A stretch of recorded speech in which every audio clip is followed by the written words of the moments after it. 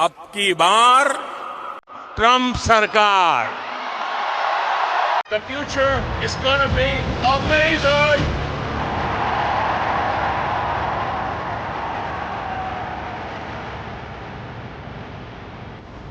Do we believe in the promise of America? And are we ready to fight for it? Sometimes you just feel tired.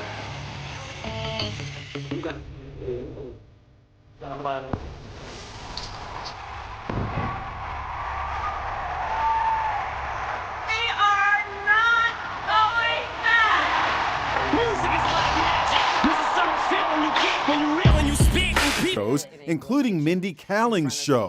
Look at how gorgeous that is. Harris says her Indian-born mother used to cook for her. Hello दोस्तों, स्वागत है मेरे YouTube channel में एक बार फिर से।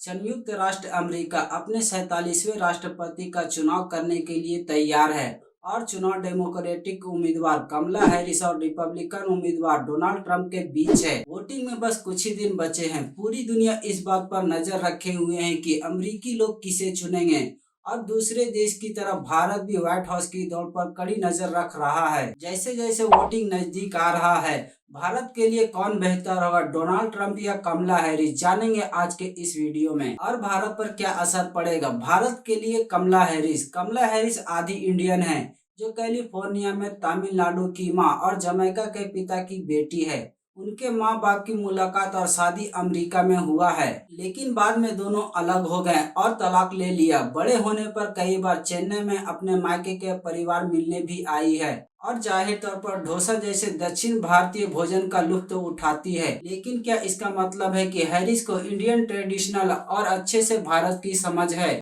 हम हकीकत में नहीं जानते हैं। हालांकि कई मुद्दों पर उनके पिछले बयानों और रुख को देखते हुए कोई यह नहीं कह सकता है कि वह रियलिटी में भारत समर्थक है या नहीं। एग्जाम्पल के लिए कश्मीर पर उनकी कमेंट। जब भारत ने अगस्त 2019 में संविधान के अनुच्छेद 370 को खत्म कर दिया, तो हैरिस ने कहा, हमें कश्मीरियों को याद दिलाना होगा कि वे दुनिया में अकेले नहीं हैं। हम सिचुएशन पर नजर रख रहे हैं। अगर सिचुएशन की मांग होती है तो हस्तक्षेप करने की जरूरत है। उन्होंने सुझाव दिया है कि अमेरिका भारत के आंतरिक मामलों में हस्तक्षेप करने पर सोच सकता है। कमला हैरिस उपराष्ट्रपति के रूप में अपने पूरे कार्यकाल के दौरान भारत के मुद्दों पर कमोबेश चुप रही। वह एक मौके पर पीएम मोदी से मिल चुकी है, लेकिन दोनों के बीच शायद ही कोई केमिस्ट्री या दोस्ती देखने को मिली है। इंडियंस के लिए परेशानी की बात यह होगी कि क्या वह भारत और भारतीय मामलों के मामले में बाइडेन की नीतियों को आगे बढ़ाती है। कुछ लोग बताते हैं कि प्रेजेंट में बाइडेन प्रशासन ने भारत में घरेलू मुद्दे के बारे में कुछ कमेंट की है, जैसे ह्यूमन राइट्स की सिचुएशन और लोकतंत्र की स्थिति जैसे सब्जेक्ट पर। एग्जाम्पल के लिए बाइडेन ने मोदी सरकार पर मुसलमानों और दूसरे अल्पसंख्यकों के साथ भेदभाव करने का आरोप लगाया है। लोगों का मानना है कि हैरिस का राष्ट्रपति पद भारत के लिए प्रॉब्लमैटिक होगा, क्योंकि उनके उपराष्ट्रपति पद के उम्मीदवार टिम वाल्ट चीन के साथ क्लोज रिलेशनशिप है। वाल्ट कई बार चीन का दौरा कर चुके हैं, जैसे कि रिचर्ड ग्रेनेल, जिन्होंने ट्रंप प्रशासन में राष्ट्रीय खुफिया एजेंसी के एक्टिंग डायरेक्टर के रूप में काम किया था। कम्युनिस्ट चीन उन्हें दौड़ में देखकर बहुत खुश होगा। हालांकि और लोगों का मानना है कि जब इमिग्रेशन और एनर्जी के मुद्दों की बात आती है तो हैरिस भारत के लिए वरदान साबित होगी। एग्जाम्पल के लिए हैरिस H-1B जैसे कुशल वर्कर वीजा देने के सपोर्ट में है, जो भारत के आईटी सर्विस एरिया के लिए इम्पोर्टेंट है। जैसा कि CNBC TV 18 की रिपोर्ट है कि ट्रेडिशनल रूप से अमेरिका में डेमोक्रेटिक सरकार H-1B अप्रूवल के लिए बेहतर रही है, जिनकी एवरेज एक्सेप्टेंस 94.6% है। अब बात करेंगे भारत के लिए ट्रंप। दूसरी ओर ट्रंप के राष्ट्रपति बनने का भारत के लिए क्या मतलब होगा। सबसे पहले मोदी और ट्रंप ने पहले भी साथ मिलकर काम किया है।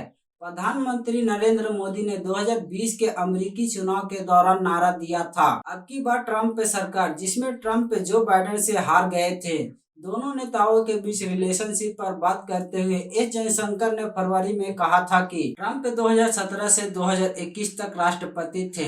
हमारे उनके साथ बहुत अच्छे रिलेशन थे।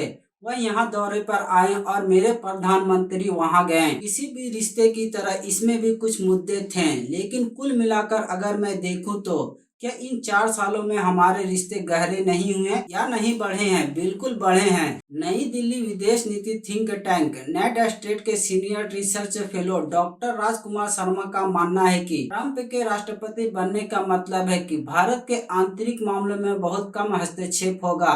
शर्मा ने स्पुतनिक इंडिया से कहा कि ट्रंप ने भारत के आंतरिक मुद्दों जैसे मामलों पर बहुत कम कमेंट की है। साथ ही ट्रंप ने भारत के आंतरिक मुद्दों जैसे ह्यूमन राइट की स्थिति और देश में लोकतंत्र की स्थिति के बारे में बहुत कम परवाह की है। इसकी तुलना में मौजूदा बाइडेन प्रशासन ने भारत में घरेलू मुद्दों पर कुछ हालिया कमेंट भी की है, जो भारत को कभी पसंद नहीं आई। उन्होंने भ्रष्टाचार के आरोपों में दिल्ली के मुख्यमंत्री अरविंद केजरीवाल की गिरफ्तारी पर अमेरिका विदेश विभाग की ऑब्जर्वेशन का जिक्र किया, लेकिन अन्य लोग आगाह करते हैं कि ट्रंप का राष्ट्रपति बनना नई दिल्ली के लिए बिल्कुल भी आसान नहीं है। राष्ट्र में ट्रंप ने टैरिफ के मुद्दों पर भारत की आलोचना की है। मई 2019 में उन्होंने भारत को टैरिफ का किंग बताया और भारत की अमेरिका में तरजीही बाजार पहुंच जनरल प्रीफरेंस सिस्टम जीएसपी को खत्म कर दिया, जिसमें आरोप लगाया कि भारत ने वाशिंगटन को अपने बाजार तक समान और उचित पहुंच नहीं दी। भारत अमेरिका रिलेशन का फ्यूचर क्या होगा?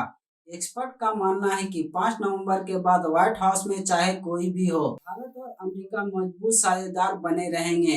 जैसा कि विदेश मंत्री एस जयशंकर ने कहा, हमें पूरा भरोसा है कि हम संयुक्त राज्य अमेरिका के राष्ट्रपति के साथ काम करने में सक्षम होंगे, चाहे वह कोई भी हो। दुनिया के सबसे बड़े लोकतंत्र अमेरिका में 5 नवंबर को वोटिंग है। एग्जिट पोल्स के मुताबिक इस रेस में कमला हैरिस आगे हैं। कमला हैरिस और ट्रंप के बीच फाइट देखने को मिल रही है। दोनों काफी कम मार्जिन से आगे पीछे चल रहे हैं। 6 नवंबर को अमेरिका में काउंटिंग होनी है। उसके बाद पता चल जाएगा कि कौन राष्ट्रपति बनेगा। आपके हिसाब से कौन राष्ट्रपति बनना चाहिए, कमला हैरिस या ट्रंप? हमें कमेंट करके बताएं और ये हमारा वीडियो ज्यादा से ज्यादा लोगों को शेयर करें।